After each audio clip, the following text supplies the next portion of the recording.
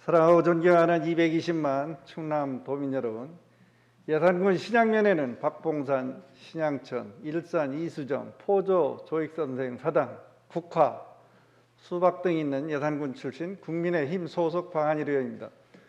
오늘 본 의원에게 도정 질문 기회를 주신 조기련 부의장님을 비롯한 선배 동료 의원님 여러분께 깊은 감사를 드립니다. 본 의원은 오늘 첫 번째로 외국인 근로자 숙소 현실에 맞게 허용해야에 대하여 질문하겠습니다. 지난 10여 년 동안 농업 인구는 지속적으로 감소하고 65세 이상의 인구 비율은 점차 높아지고 있어 농업의 고용 환경을 악화시키고 있습니다. 한국농촌경제연구원에 따르면 2014년 기준 외국인 근로자의 농업 노동 투입량은 전체에서 5.4%를 차지하고 있으며 농업 고용 노동력에서 차지하는 비율은 대략 36.7%를 차지하고 있습니다.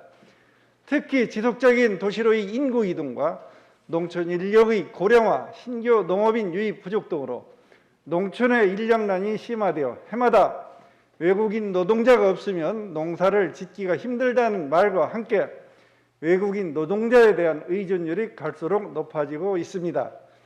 이러한 농촌 문제를 해결하기 위해 정부에서는 외국인 근로자에 대한 고용 허가제와 계절 근로자 제도를 시행하고 있으며 농업 부분에서는 2004년부터 본격적으로 본 제도를 적용하고 있습니다. 그러나 정부가 정한 외국인 인력 규모로는 농가의 부족한 일손을 충당하는 데 한계가 있습니다. 설상가상으로 코로나19 팬데믹으로 외국인 노동자 입국이 막힌 2020년 12월 20일 경기 포천의 숙소용 비닐하우스에서 캄보디아 국적의 여성 근로자가 혹한 속에서 사망한 사건이 발생했습니다.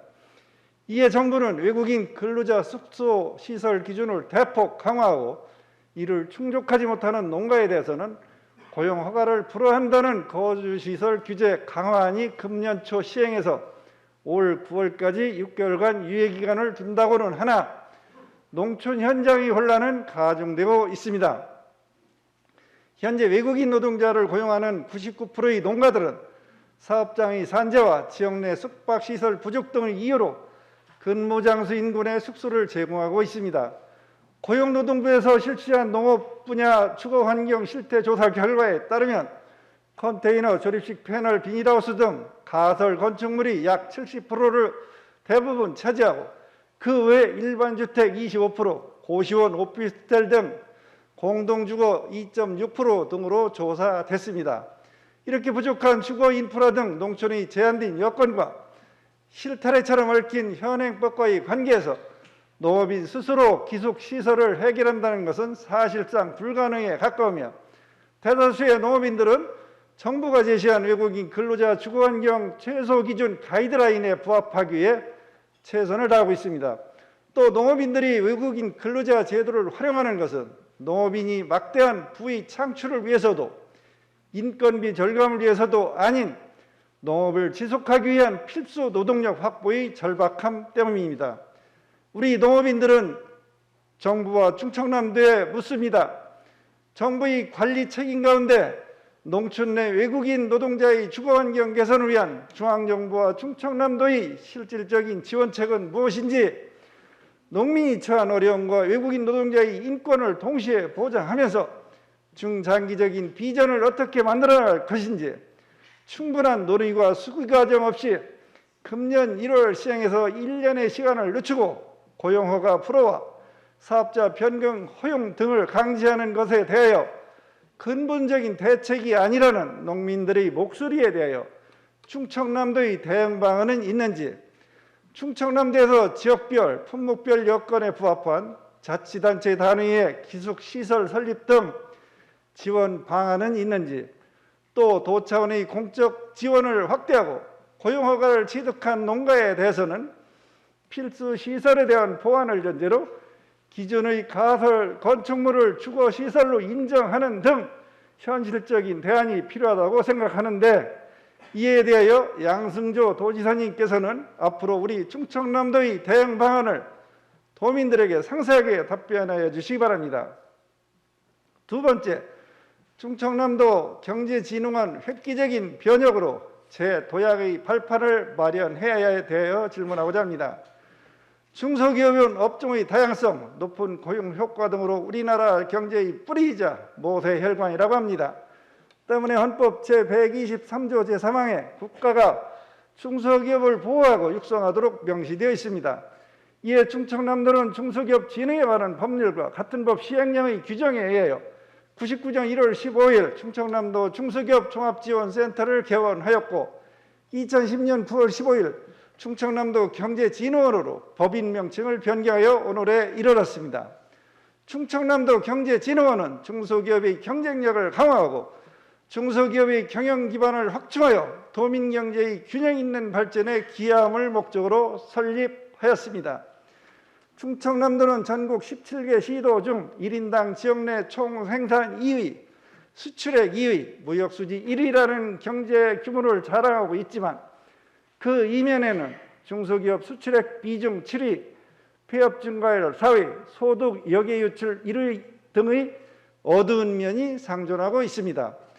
특히 대기업 중심의 경제, 심각한 소득 역외 유출, 사회경제적 양극화 등의 충남 경제의 문제점 해결은 중소기업 육성을 통해 가능하며 경제진흥원의 기능과 역할을 획기적으로 보완 개선하여 해결의 실마리를 찾아야 한다고 생각합니다. 자료에 의하면 경제진흥원의 사업과 규모는 최근 몇 년간 크게 확장되었으나 예산, 인력, 조직 등은 이를 뒷받침하지 못하고 있는 것으로 파악되고 있습니다. 본회의는 도의원 3년을 경제진흥원과 함께하면서 경제진흥원의 문제점과 발전 방안에 대하여 업무보고, 행정사무감사 등을 통하여 수차례 개선토록 요청한 바 있으며 앞으로 환골탈태하는 변혁을 통하여 경제진흥원의 재도약 발판을 마련해야 한다는 점을 밝히고자 합니다. 경제진흥원은 2014년 이후 FTA 센터, 외투지원센터, 해외 통상사무소 등 많은 부설기구를 설치하였으며 최근 2, 3년 동안 사업은 2배 가까이 증가하였습니다. 그러나 조직은 현상 유지하다가 지난해 일자리 센터가 분원되면서 오히려 축소되었습니다. 따라서 효율적인 사업 추진을 위한 조직 확대 및 개편이 시급하다고 판단됩니다. 올 3월 기준 전국 15개 시도 진흥원 인력 평균은 156명이며 예산은 763억 원이지만 충남경제진흥원은 평균치의 각각 29%, 16%에 불과합니다. 특히 인력 문제는 심각합니다. 사업 확대에 따른 부족 인력을 비정규직으로 채용하였으나 이러한 고육지책은 한계에 달했다고 생각합니다. 비정규직 비율은 무려 지난해 평균 42%에 육박하고 이직률은 43.5%에 달합니다. 비정규직은 사업 종료와 동시에 해촉이 반복되어 업무의 전문성과 연속성이 크게 떨어지고 있고 이러한 현상은 매년 악순환되어 정규직 중심의 재편이 시급히 필요합니다. 또한 경제진흥원 직원들의 급여는 공공기관 평균치의 80%에 미달하는 수준으로 사기 진작을 위하여 급여 체계도 전면 재검토되어야 할 것입니다. 경제진흥원은 사업 수탁 수수료를 수입으로 운영하고 있으나 이것으로는 적자를 면할 수 없다고 봅니다. 경제진흥원은 최근 6년간 흑자를 냈으나 누적 적자는 65억 원에 육박합니다. 재정이 튼튼한 테크노파크와 신용보증재단을 제외하고는 충남도 산하 공공기관 모두 운영비를 지원받는데 경제진흥원은 지원을 받지 못하고 있습니다. 현재 청사는 준공한 지 30여 년이 지난 구 아산시 청사를 사용하고 있으나 안전진단 결과 D등급 판정을 받았으며 그동안 유지보수에 40여 억원을 투입하였으나 누수 부식, 노후화된 기계장치 등 안전에 여전히 큰 문제가 있습니다. 또한 현 청사의 위치는 기업인, 소상공인의 접근이 매우 불편한 위치이기에 청사 이전을 연재로 충청남도와 도의회, 아산시, 전문가 등과 함께 지혜를 모아야 할 것이며 이번 기회에 창업과 유통, 전시 판매 등을 지원하는 기능을 갖춘 신청사의 내포 신도시로의 이전 등 대안이 필요합니다. 또 예산과 홍성 등 충남 서남부 지역의 소상공인을 위한 내포 출장소의 설치도 함께 검토해야 합니다. 현존하는 공공기관의 대혁신은 신규 설립보다 어렵다고 합니다. 따라서 경제진흥원의 자체 노력만으로는 한계가 있기에 진흥원의 모든 현안을 일괄로 해결하는 원포인트 해법이 필요하다고 생각합니다.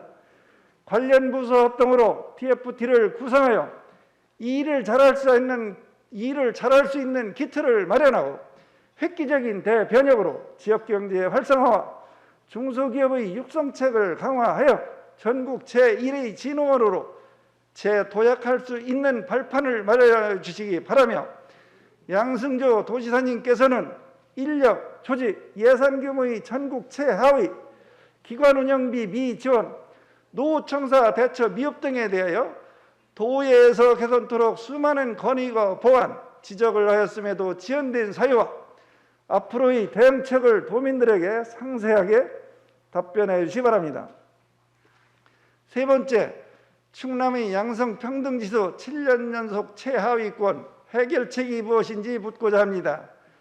세계경제포럼에서 발표한 남성과 여성의 격차에 주목하는 국가별 성격차 지수에 따르면 2018년 우리나라의 양성평등지수는 전체 145개국 중 115위로 나타났습니다. 우리나라는 국가의 양성평등 정책을 수립하고 평가하기 위한 근거자료로 활용하기 위해 여성가족부에서 2010년부터 매년 성평등 지수 측정 결과를 발표하고 있습니다. 그러나 성평등 지수가 보고된 지 10여 년이 지났지만 아직도 국가 성평등 지수가 제대로 활용되지 못하고 단순히 국민의식 제고나 국제 비교를 통한 사회경제적 지수 간의 관계를 파악하는 수준에 머물러 있습니다. 그러나 일본 등 해외 주요국의 경우에는 부처별 성평등 지수를 활용한 정책 추진에서 더 나아가 국민이 쉽게 이해하고 접근할 수 있도록 성평등 지도를 제공하고 있습니다. 이제 우리나라도 성평등 지수 활용 방안에 대한 정책 아이디어를 도출하여 실질적인 성평등 사회를 위한 모멘텀이 필요한 시점입니다. 여성가족부에서 발간한 2020년 지역 성평등 보고서에 따르면 2019년 충남 지역 성평등 지수는 74.9점으로 전국 17개 시도 중 14위에 머물렀습니다. 충남은 2013년부터 2019년까지 7년 연속 성평등 지수 하위권에서 5명에서 벗어나지 못하고 있습니다. 표를 보시면 아시겠지만 국가 성평등 지수를 기초로 지역의 특성을 반영하는 지역 성평등 지수에서 충남의 성평등 지수가 7년 연속 최하위권이라는 성적표를 보면서 많은 아쉬움이 있습니다. 분야별로 봤을 때 우리 충남은 복지 분야가 15위로 가장 낮았는데 우리 도는 복지 수도를 도정의 제1과제로 운영하고 있는 점에 비추어 참으로 안타깝게 생각합니다. 광역 기초의원 성비와 의원의 위촉의원 성비 등 의사결정 분야도 3년 연속 14위를 기록하고 있으며 특히 5급 이상 여성 공무원 비율은 전체의 10%에 머물러 있습니다. 충청남도 각종 위원회 설치 및 운영조례 제7조 사항은 위촉직 의원 구성 시 특정성이 10분의 6을 초과하지 않도록 권고하고 있지만 충남의 국외 시군 위원회의 여성 비율은 여전히 40% 미만으로 나타나고 있습니다. 또한 교육 훈련 분야, 보건 분야, 안전 분야 등 대부분의 지표가 중하위권을 기록하였습니다. 인천, 경기, 전남, 경북 등 4개 지역에서는 성평등 지수를 개선할 목적으로 지역 양성평등센터를 시범사업으로 운영하고 있습니다. 이렇게 시범사업을 운영한 지역에서는 일상생활에서 성차별적 의식을 개선하고 성평등 활용을 정착시키기 위한 다양한 시도가 이루어지고 있으며 양성평등교육의 사각지대를 찾아서 개선하고 성평등 환경 조성을 함께할 새로운 파트너 발굴도 하고 있습니다. 그간 성평등 사업에 대한 우리 사회의 정책적 관심도 낮았고 방향과 추진책에도 명확히 제시하지 못했던 만큼 운영을 확대하기 위해서는 지역 양성평등센터의 위상과 활동 범위를 재정립해야 할 것입니다. 또한 그에 맞게 우리 충남도 신속하게 지역 양성평등센터를 도입하여 성평등 교육과 문화 형성 그리고 민간 거버넌스를 구축해야 할 것입니다. 우리 사회가 성평등에 대한 사회적 관심이 예전보다 높아졌다고는 하지만 여성폭력, 디지털 성범죄, 성별 갈등, 혐오 등 사회 문제에 대한 각종 통계를 접할 때에는 우리 사회의 성평등 수준은 늘 제자리 걸음인 것 같습니다. 또 성평등 사회로 가기 위해서 사회 구성원 모두가 성평등에 대한 이해의 폭을 넓히고 변화를 이끌어가는 주체가 되어야 하지만 아직까지 성평등 정책을 체계적으로 지원하고 성평등 문화를 정착시킬 수 있는 지역 단위 전달 체계는 미흡한 실정입니다.